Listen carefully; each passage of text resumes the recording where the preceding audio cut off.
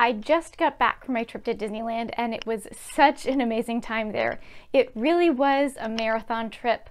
Well, actually, it was 2 marathons because over the course of like 4.5 days, we walked a total of 50 miles. So I am still very exhausted from that, but my friend Sarah and I, we just had the absolute greatest time. And it's like, I just got back home, but I already want to go back to the parks. Disneyland truly does feel like a lifetime park, and I can see why there are locals who go there every single week because there's just so much to do and enjoy. And as is typical for videos, after you come back from a Disney trip, you gotta show all of the merch that you got.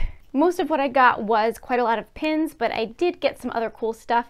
I'm pretty sure we ended up seeing just about every piece of Disney merch that they currently offered. We went in like all the stores, and as the extra cool thing, we got to go to and shop at Star Wars Galaxy's Edge. I'm first gonna start with the non-pin items that I got because it isn't too much, but most of them are centered around the same theme.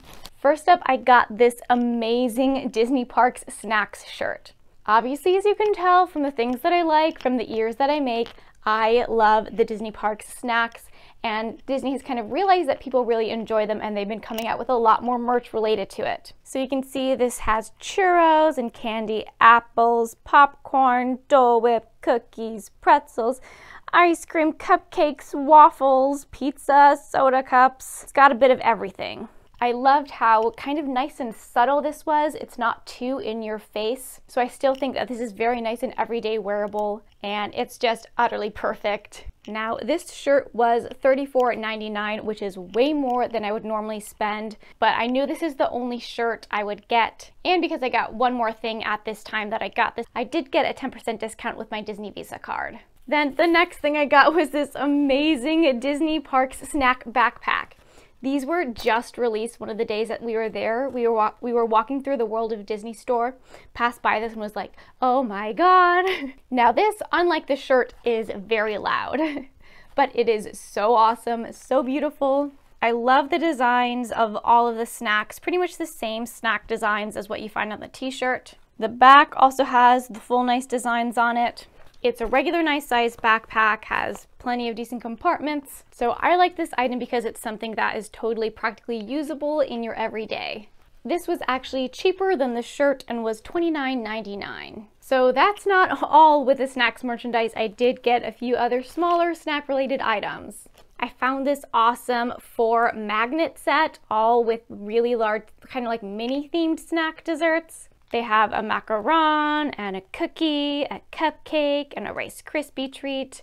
These just looked so delicious and they were perfect, and I think they were also a pretty good deal. So this item was a red item, which is $9.99, and I think 4 magnets for $9.99 is pretty good for Disney prices. Then I got 2 postcard prints from the Wonderground Gallery, both again snack related. Absolutely had to get this postcard. This has a whole bunch of the classic Disneyland treats and snacks. The artwork is so pretty. I'm definitely just going to frame this. I would never use it as the postcard. It's too pretty. And then I got this gorgeous Mickey Adventureland themed one where he has a Dole Whip float. The colors on this are just so pretty. Each of these were $4.99. I think that these postcard prints from Wonderground Gallery are perfect because they're not too expensive, but you can still frame them and hang them as art. They do have these available as much larger pieces of art, but especially for traveling back, these were the way to go. Now we can start to move on to some pins. So these are not necessarily pins that I purchased, but they came with something. On our second day, we did the Walk and Waltz Disneyland Footsteps tour. So you get a commemorative name button pin, and then this absolutely gorgeous, super big tour pin. So everybody gets these name tags that they get to wear during the tour. So this is really nice to keep as an extra souvenir. And then the pin for the tour itself is super beautiful. You get this on kind of this postcard with Walt in front of the castle. The pin is Walk and Walt's Disneyland Footsteps. It has Walt walking through the castle, and then it opens up and you can see the inscriptions inside. This is such a big, beautiful, hefty pin, and it's such a cool souvenir from doing the tour. So I got a discount for doing the tour using my Disney Visa card, so it was a little under $100 per person, which value-wise overall, I do definitely think it's worth it. We got to go into Walt's apartment above the firehouse, and we got to spend a good considerable time there. Like, that was a very substantive portion. You do get a free meal from Jolly Holiday Bakery. That was by far the worst food we had on the whole trip. It was just like this nasty dry turkey sandwich, but at least you did also get a free dessert, and I got a Matterhorn macaroon, and that kind of helped make it a little better. You, of course, are going through a whole walking tour that's numerous hours long. The cast member tour guide basically has to memorize this very long spiel. A lot of it is Disney facts that most people already know, but they play commentary from Walt as you kind of go to different places in the park so you can feel that connection.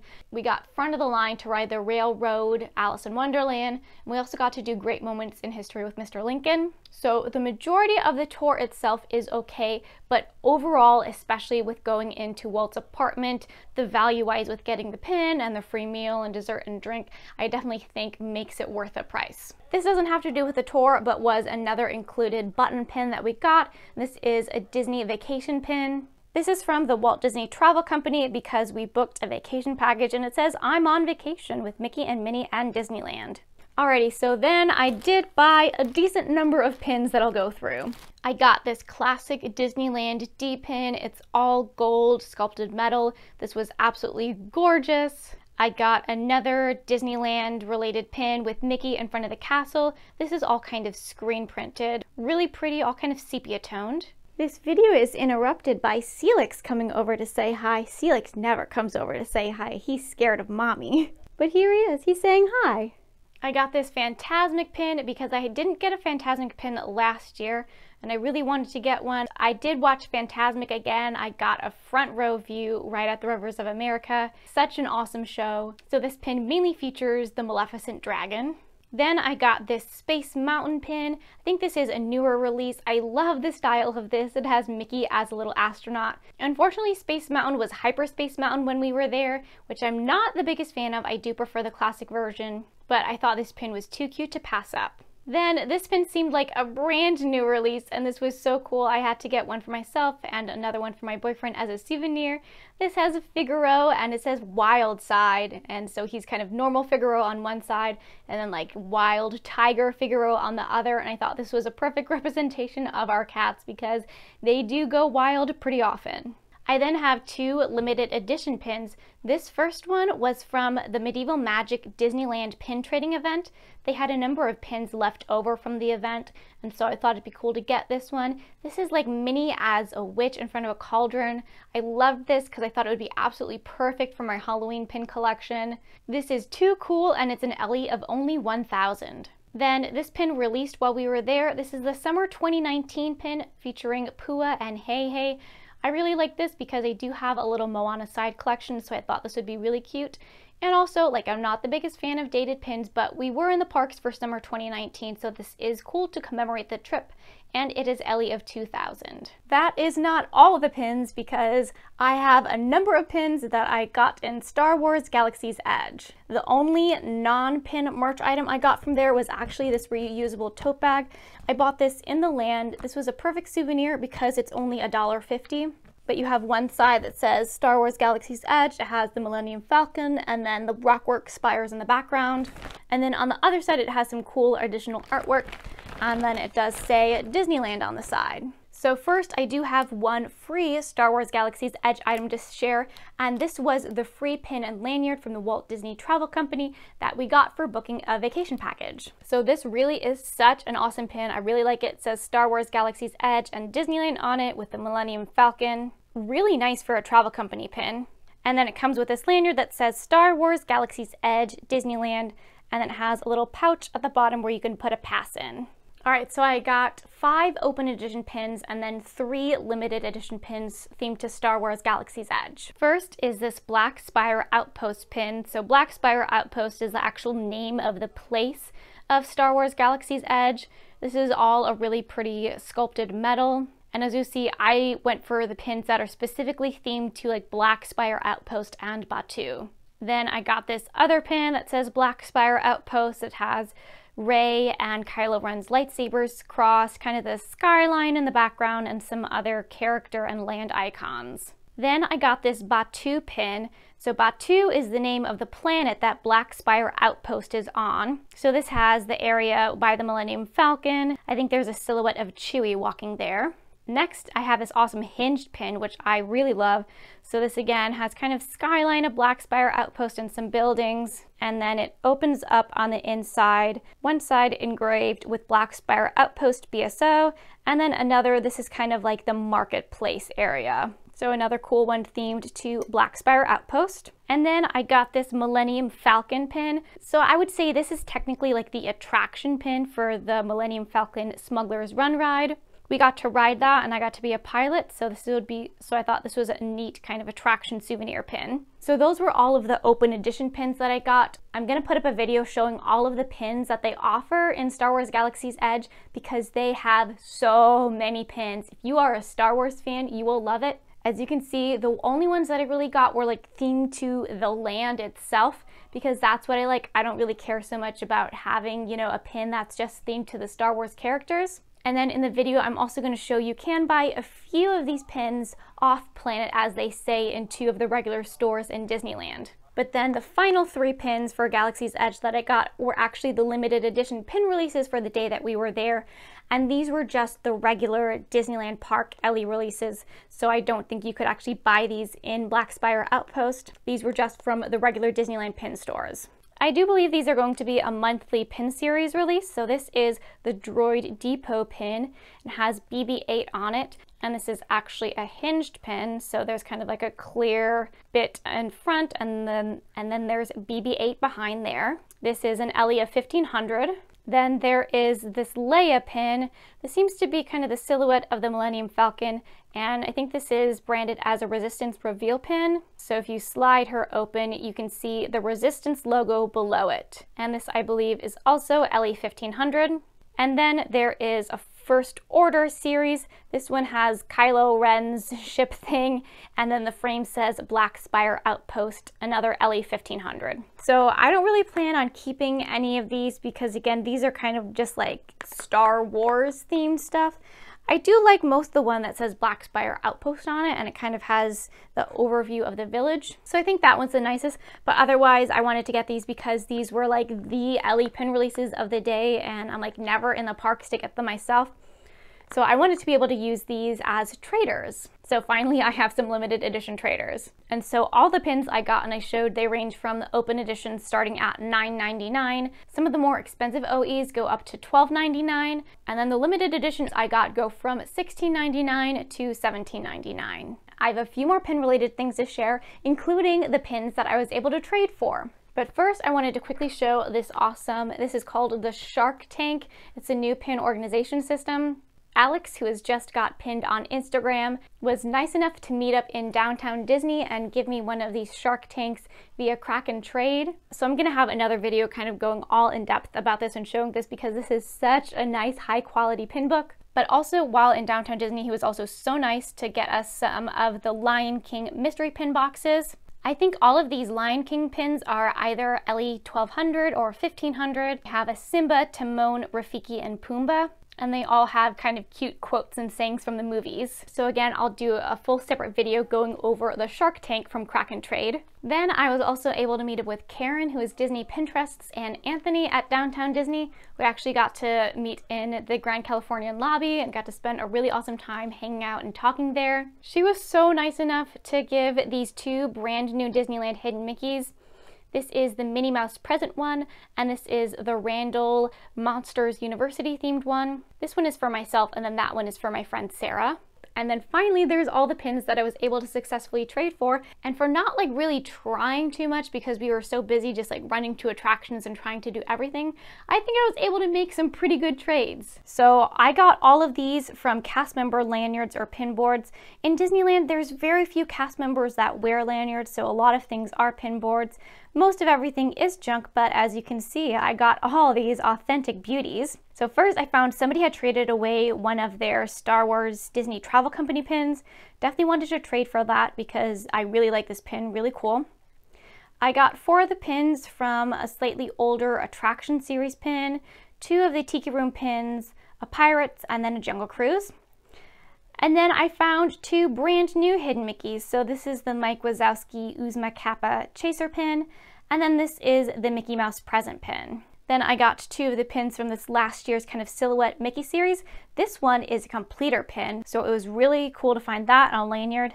And then this is like Mickey running with his hands up. On the same lanyard that I found this completer pin, I found this Tigger Big Feet pin.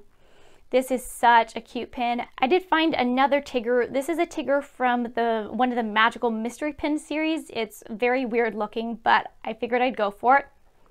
Then I actually found the Churro hidden Mickey pin. This was a really awesome find. I do already have like 2 of these pins, but I couldn't pass up trading for a Churro one. And then I found 2 more really neat Magical Mystery Pin series.